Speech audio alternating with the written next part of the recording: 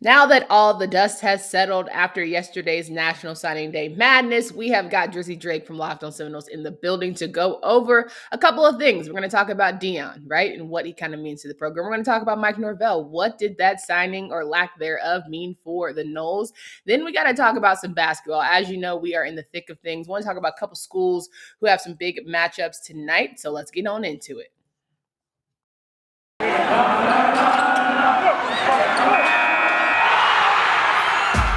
Locked On ACC, your daily podcast on the Atlantic Coast Conference. Part of the Locked On Podcast Network, your team every day.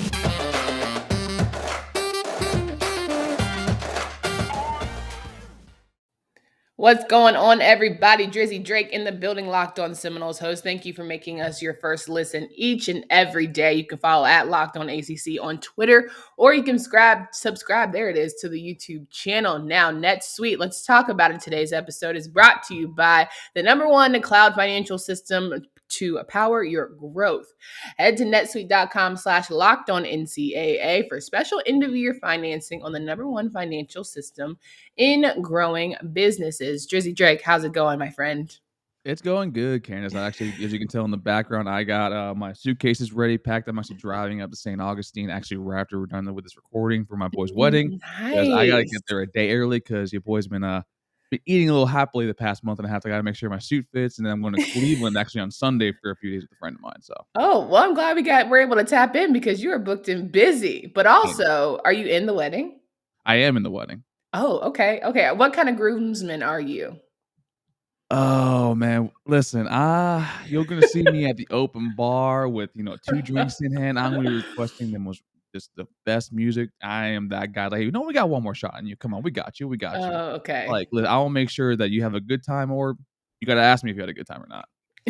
You're the good support team, right? You always make sure everyone's having a great time. I like Yes, that. ma'am. Yes, I ma'am. like that. And I saw the haircut. So I was like, okay, looking fresh. Got the one the side part. We I mean, rolling. it wasn't just for the wedding. My mom was like, "Yo, you look like just you need to get that fixed right now. I didn't raise you like this." I was like, "Yeah," and my JROTC coach ain't gonna do that stuff either. So That is hilarious. Oh my goodness. Well, it's nice to see that you are nice and clean cut and ready for what should be a wild episode. Probably not, because you're one of the more even keel Florida State people that I know personally. But man, oh man, yesterday it went down, as we mentioned on yesterday's short interview. Must watch with Locked On HBCU host Darian Gray. Travis Hunter decided to go to Jackson State over Florida State. Everyone was calling for Mike Norvell to be fired. The whole fire Mike Norvell Twitter spaces went viral. It was insane. I never seen so many blue checks in a Twitter spaces in all of my days. Everyone was just freaking out. We had some fake viral people going upset, screaming. We had some real people just going on their lunch break, wanting to check in, tap in. My guy Sam, shout out to my Twitter spaces friend. Don't know him, but when I do meet him, I'm going to say, that's how you go viral. The natural, organic, I'm just wanting to shoot the breeze with my friends kind of viral thing. Drizzy Drake, were you in there? And then how did you feel when you heard the news, but two, when you got in that chat? Were you feeling the vibes of everyone else, or were you kind of like, everyone is little much overreacting? it's college football, man. That's why we love the sport. We are the most reasonable, unreasonable sort of individuals and fan bases. Yeah, but shout out to Sam at More Life is his Twitter handle. I know he does the Unconquered podcast too. He's probably one of my favorite Twitter followers. I think he's hilarious. I will also say that he is a little more I think doom and gloom when it comes to the Florida State affairs, because you're right. I was in there, and listen, we've known each other for what, a little bit over a year now. Yeah. And we've discussed, my opinion on Michael Kelly Norvell's entire tenure at Florida State. You don't fire Mark Norvell over a Travis Hunter thing. I'm sorry. For those of you that don't know, NIL just got instituted July of this year, right? And a majority of states are not permitted to facilitate NIL deals with them with a third party. Example, FSU has their Rising Spear NIL platform. That's actually set to debut, I think, in a few months. I actually reached out to see, if they needed a little help, because that's something I'm very interested in. I actually got a phone call with Bob Davis. I think I'm trying to do that one more time as well. But it's just something that it's unprecedented. When he said shock the world, that's literally something that you never ever expected to happen. Yeah. I mean, I'm not going to tell a kid who is looking at reportedly, I heard as low as, $1 million. I heard 2.5. I heard as much as 5 and even up to 10 that this kid is potentially going to be upfront making with this sort of, move. Yeah. So, and it also for those SEC folks out there that are laughing at us. I'm looking at you, Brandon, at Locked On Gators too, which, listen, if he committed to y'all, you'll still have the worst class in the entire Big Three. Ooh-wee. Listen, I heard that Georgia wasn't on him, Alabama wasn't on him, and it just happened to be that two factors came into play. One, obviously the money. I mean, that does come into factor, but also it does bring sort of appeal that, Deion Sanders actually has been able to cultivate a winning culture there. And then there is something better about saying maybe, want to bring this sort of thing back because if you remember 3 years ago, Kayvon Thibodeau was actually considering FAMU, which is another historically black college university. So this is something actually big that matters to a lot of these kids. And hopefully they can push through with that. But I mean, we'll see. Like, I was fine. So. Oh my goodness. I see. Like, at the end of the day, I am curious as to why, everyone was up in arms, but it doesn't surprise me, because I've lived long enough at this point to know that nothing really gets past me in terms of just people's reaction to young men doing best for themselves. But I think what really had me shook, I shouldn't say this either, because people that you think are, oh, we're all buddies, we're all friends here. And then they're like, oh, they're coming out the gate. But the issue to me is I don't understand how you let this affect your normal day life. Because guess what? We all have to wake up today and record this episode. And guess what? Travis Hunter is living his life real pretty. He made his decision. He is out here doing his thing. Deion Sanders doesn't give a flying flip about y'all. And now, I say all that to say, am I a huge Deion Sanders fan? Not really, right? Am I a huge proponent of Barstool? Absolutely not. But I will never slander a kid who wanted to make the best decision for himself and his family. That ain't got nothing to do with me. And it might turn out great. It might turn out bad. But I think the ramifications of how it just all transpired is what really got people, like, hit dogs were hollering yesterday. A lot of hit dogs were hollering yesterday. So the only thing I think I had two issues with it. Okay. One, you threw the Young Dolph lyric at me. You know how I felt about that. Because I will say, I'm like sad because the kid's pretty damn good. He's one of the most highest rated recruits in the history of recruiting services at not one, but both positions of wide receiver and DB.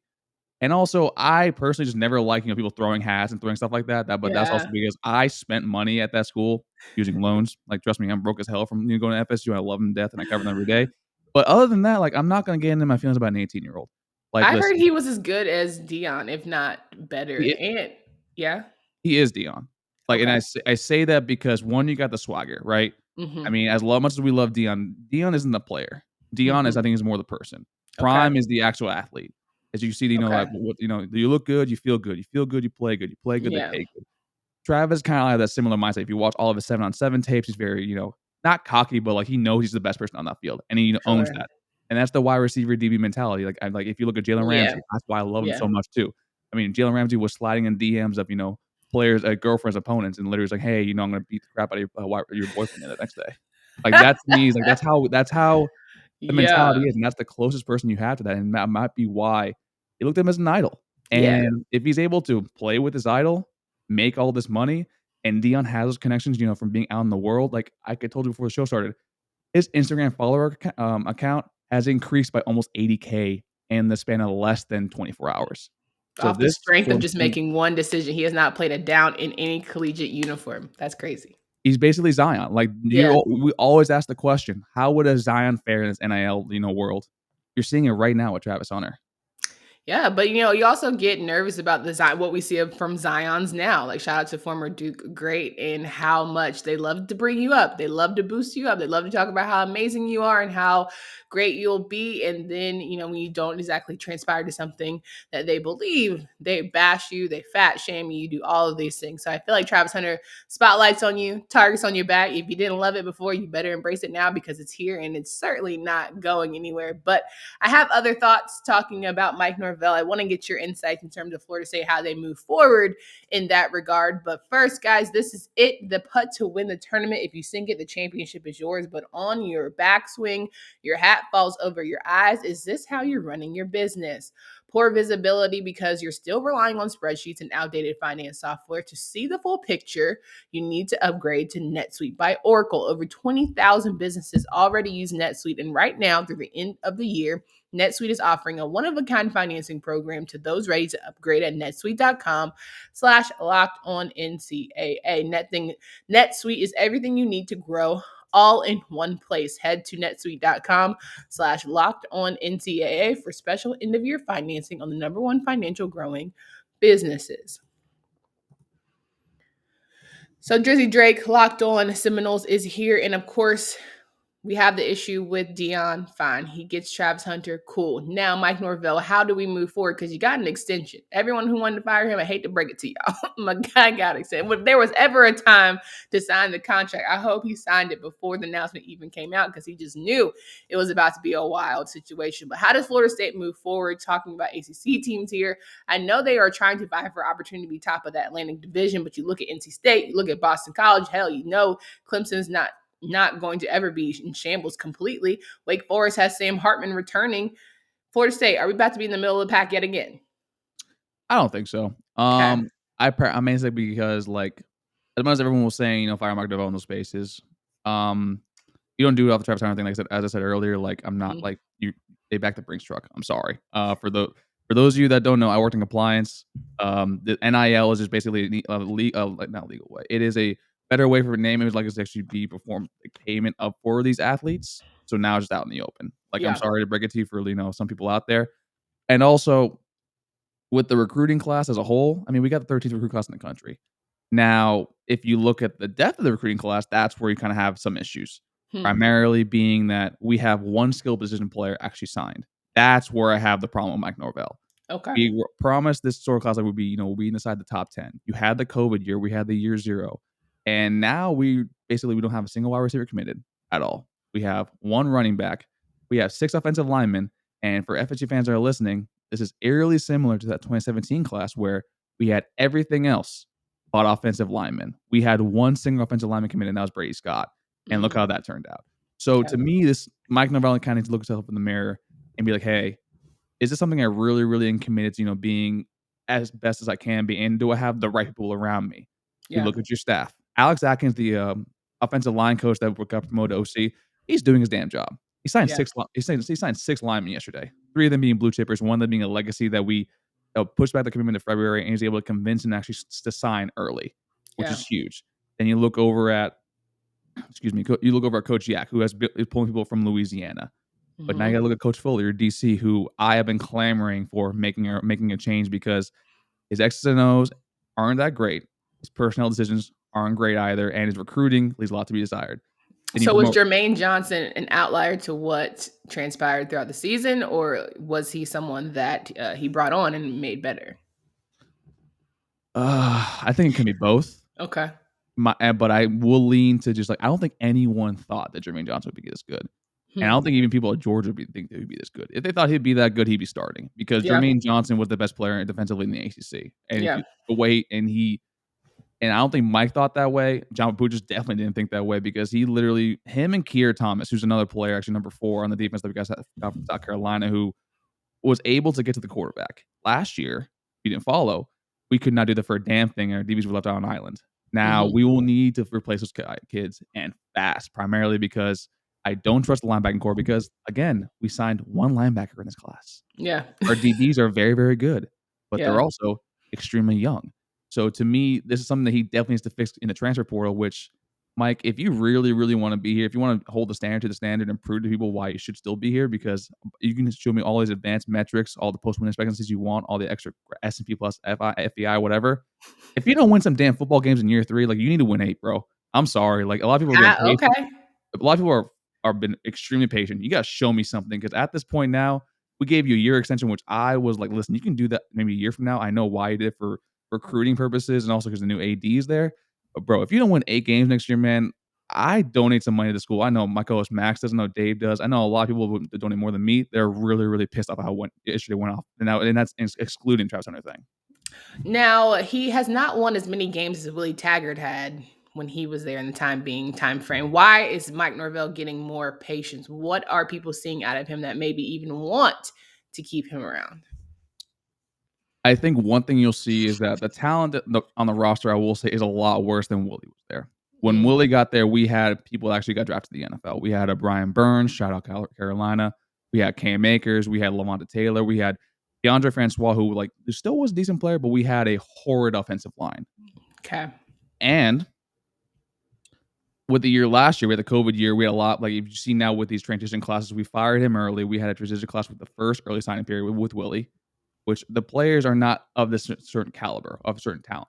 However, the way I think it's more that you need to look at the way we lost a lot of these games. Okay. Last year, it felt that we were not in any games except for against y'all, against Duke, and against Jacksonville State. And then the year after, we lose our first 4 games. And I can guarantee you right now, losing those first 4 games is the reason why we lost out on a lot of kids yesterday.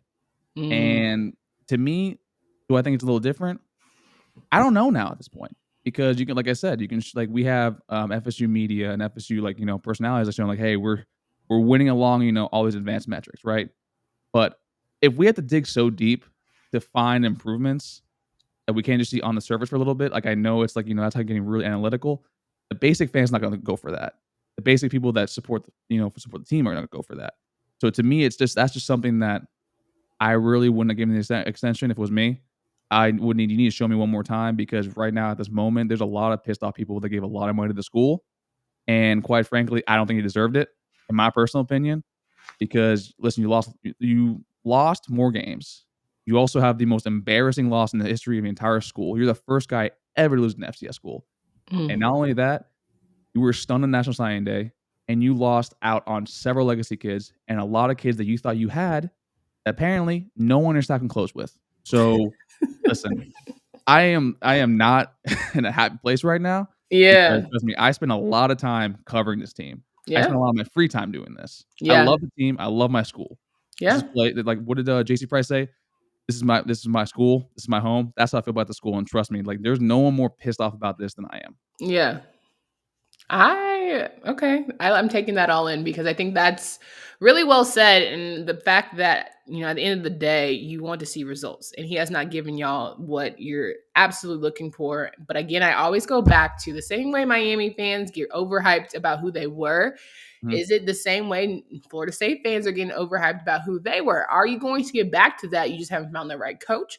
Or maybe the landscape of college football for y'all is different. Like we haven't seen beyond Alabama, the dominating in like the ACC, Clemson, like, okay, but I don't know. I wouldn't give them domination for like 10 plus years or like, they didn't take over the 2000s kind of energy, right? No. So do you feel like Florida State just needs to maybe reassess what this program is now or calling BS?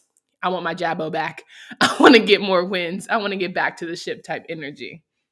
I think it's a lot of stuff. And I think one of it's one, we had this mom and pop mentality when it came to college football. Like before FOFs, before NILs, it was just simply, X's and O's and Jimmy's and Joe's. And also no one outside of Florida recruited Florida kids. Yeah. That's why we were ahead of the curve with all that. That's why, schools like Nebraska, like once I think the 90s hit, I think they won maybe twice. But before that, after that, they haven't done a damn thing. Yeah. Miami for the same as I think. So to me, it's a few things. But college football's changing. 2, the cost of actually competing at the high level in college football is also changing as well. And that's kind of where I look towards. If you really care about how much your school wants to win games, you need to look at yourself saying, like, what am I doing as a fan on my part? A lot of people, listen, you got to put your money where your mouth is. Like, this is a sport that's literally driven. It's a business at its core. And that's, whether donating by boosters, donating to the school, like that's something that you should look towards. And not only that, you need people in the actual school itself to fix an infrastructure that has been archaic for so many damn years. Yeah. And that's changing right now with Michael Alford, who I was a huge fan of, new AD as a hire. He was with the Cowboys, and he fundraised over $400 million for the new stadium over there. I think it's a wonderful hire, but that's not enough. You need to look at everyone at the school themselves, and they need to look themselves in the eye and be like, do I really have what it takes to actually perform and make us back into a blue blood? Do I have that commitment? Will I do what it takes to actually win these games? Because it's everybody, not just Norvell, not just the players. It's the fans as a whole. It's admin as a whole, because we need to all do this together. Because right now you see Bama's running away with it. Miami, if they get their stuff together with the money that they have financially backing them, they can get their stuff together because their new AD might be a problem. And then you have Florida, who they always want to win. They always are committed with that. They just need to find the right head coach and the right AD. And so that I don't want to be left back in the side by that. I'm sorry. Like, I was at the school with one of our best times in history. We lost to Miami 0 times when I was there. We lost to Florida once. So it takes everybody. And the people that were in the spaces right there, like I know they were painting fire Norvell. Great. What are you going to do about it?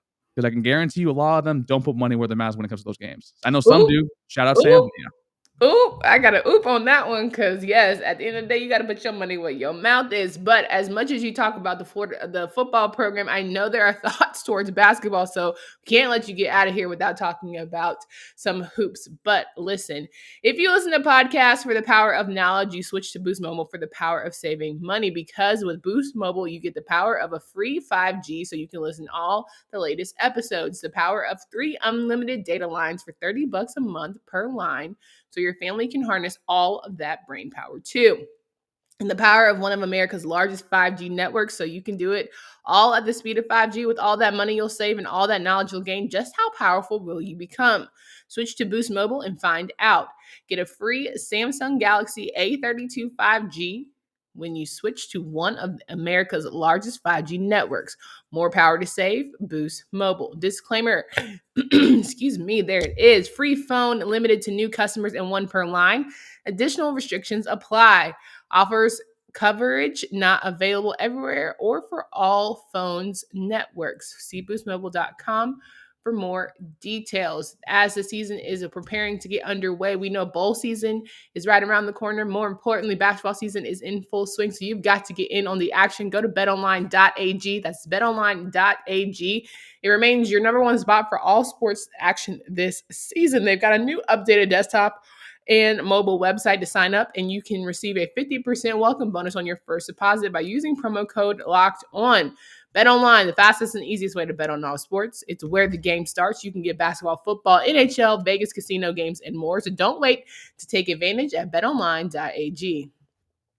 Drizzy Drake wrapping up for us, Locked On Seminoles host. Make sure you follow all of his content with his group, his crew. They hold it down.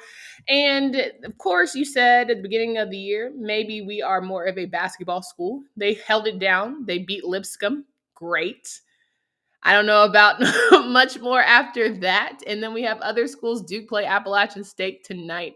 We have some great games going into the weekend. Carolina was supposed to play UCLA, but the COVID is hitting the Bruins, so that could be up in the air. A lot of people wanted to get hype about Carolina playing a better team. Maybe they'll get into top 25 based on that. But what are your thoughts around hoops? Because it still seems very stagnant. And I know we can start off with your guys. I mean, Lewis. There's not that it. Hey, Leonard. it's F1, man. Come on, man. You saw what's on my brain, right? Mm-hmm. Shout out to my guy Lewis. He got robbed, but that's okay. That's a whole nother story. Ooh wee. All right. So, how are we feeling about Hamilton and the boys? I'm sad, Candace, man. Listen, as much energy as I give the football team, the football program, I'm giving the same to basketball because, like, I hate losing, as you can tell. And Yeah. I came in with my chest out high. I was talking a lot of smack. I told Duke that, hey, we're gonna finish the conference. Coach K Yeah. farewell tour. That's wrong. I've been so wrong, and it's primarily just like I don't know what it is. I feel like did Purdue break us because we like last night we beat Lipscomb by like 50 points as we should. That was our first game win in like 2.5, maybe 3 weeks.